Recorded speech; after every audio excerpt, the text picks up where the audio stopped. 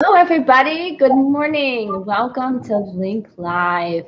My name is Marina Mayer, Editor-in-Chief of Food Logistics and Supply and Demand Chain Executive. Hi, I'm Brielle Jekyll. I'm the Associate Editor. And I am Mackenna Morales, and I am the Assistant Editor. And today we are talking about a little bit of the SCN Summit that's going on this week. We're talking about Biden's new task force and the decline in solar panel installations. So first up, let's do a quick recap of SCN Summit. I know we have a lot to cover in the next 10 minutes. SCN Summit, we are halfway through. We've had some great sessions with some great panelists discussing some really great content. Just to recap, Monday we had our executive outlook with Thomson Reuters, followed by our workforce development session conducted by yours truly. All three of us got together to talk about hiring, retraining, and what some of the today's youth should be looking for in landing a new company job in supply chain. Tuesday was our Food and Pharma Day. We kicked it off with Movilitas, and then we capped it off with Brielle and I discussing how the COVID-19 vaccine has forever changed the pharmaceutical supply chain. Today is our warehousing day. So at noon Central today, in 1 hour, Dematic will unveil what the future of warehousing looks like and how technology plays into how companies operate. And then tomorrow is our Procurement and Risk Management Day. We have Enable and Grafton Group. They will be providing insights on how to create that clear visibility and narrow the gap for business risk.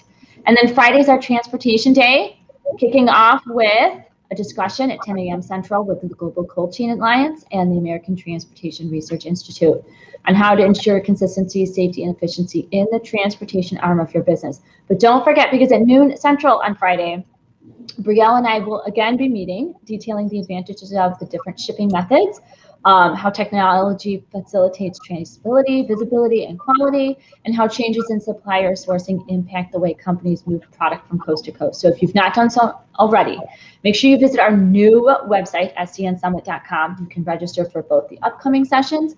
You can even register for our previous sessions, yes, and watch them on demand. How cool. Because what I love most about the SCN Summit is the educational aspect it delivers. It's not every day that you can sit down with industry experts to discuss heavy-hitting topics. And these are not your traditional webinars. They are live video webcasts accompanied by interactive PowerPoint slides, poll questions, videos, and a Q&A with the audience. And every session has been different. Every content piece has been different, but they're all of great quality, and the speakers are fantastic. So make sure you register, okay? So moving on, I'm going to pass things over to Mackenna. Mackenna, let's talk about Biden's new task force. I know you just wrote something up on that. So I'm going to pass things over to you. Yeah, so it's probably like the biggest news in the supply chain this week. If you look anything up on it, it is everywhere. But the Biden administration has finally begun taking the necessary steps to strengthen critical U.S. supply chains. They first made this announcement back in February that they were doing a review, but just yesterday they released a several hundred-page report and made recommendations.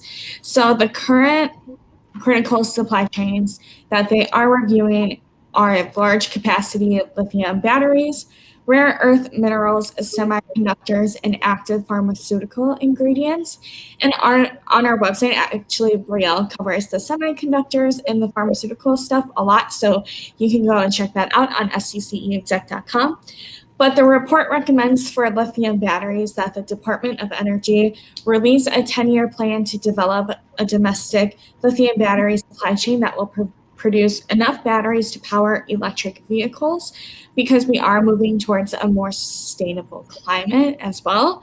And then for rare earth and minerals, the Department of Interior will lead a task force to identify sites where critical minerals could be produced in the United States.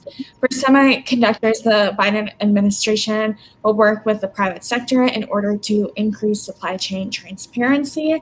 And for advanced pharmaceutical ingredients, the Department of Health and Human Services will use authority from the Defense Production Act to commit $60 million to develop technologies to increase domestic manufacturing capacity.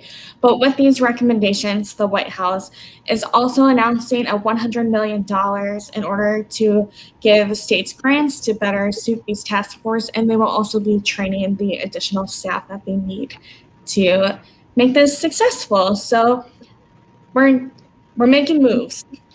We're in good hands. And I know you brought up the semiconductor stuff, and I know, Brielle, you've covered a lot of shortages recently. You had the semiconductor shortage, you talked about cannabis shortage, and now we're dealing with a decline in solar panel installations as a result of these shortages. So, Brielle, why don't you tell us more about that?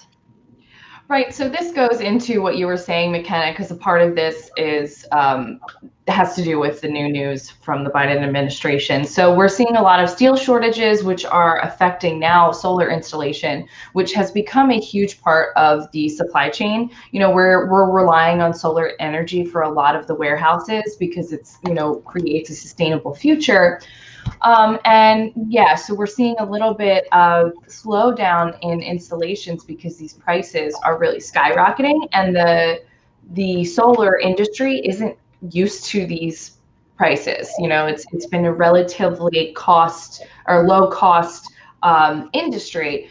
But and research firm IHS Markit warned last week that its global solar installation forecast for the year could slide to 156 gigawatts from a current projection of 181 gigawatts if the price pressures do not ease.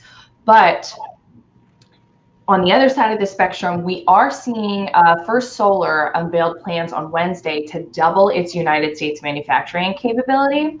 And it's going to build a new state-of-the-art factory in Ohio, which is going to challenge China's stronghold on the sector, because China really has a big footing in the solar panel production, but now this is going to challenge that a little bit and kind of shift more of that production back to the US, which is a part of Biden's plan. And it is the only US headquartered major manufacturer of solar panels. So that's really the direness of the situation is we really do lack in making solar panels. But a lot of the sourcing material also comes from China. So even, if there are smaller makers or some makers in Canada or North America, we're still getting the source materials from China. But this company really says that they do not rely on China, and that, none of the shortages of the ocean freight, and, we're still seeing shortages from the original COVID outbreak. They claim that this won't affect their business at all. And so the hope is that it's going to make many new jobs in Ohio and be part of, bringing back manufacturing to US soil. But just to be clear, China is their main thing is making the photovoltaic components, which is a huge part of, which is the panel itself. So, but yeah. Sorry, I just have a question. Did you say that it was because the steel prices were too high? Yeah, that's one of the many things. Well, one of the main reasons for the Biden task force is to make sure that global trade is fair, because they view that some people are being unfair when it comes to trade, which is why the former administration placed those tariffs on steel and aluminum. And that was a huge fear at the very beginning, was that it was going to be too expensive for steel and aluminum. I spoke to someone, I think on the L.I.N.K podcast, I can't remember, and we discussed how, it's not really easy for us to just bring all of the manufacturing back to the US. So it's not as easy to nearshore as you think, because it's difficult for us to make steel. We don't have a lot of the resources to do that. But yeah, if we can drive down the costs and kind of offset some of these, bring some of the process closer, but maybe not all of it, there's a balance in the future that I think we're going to find. Very interesting stuff.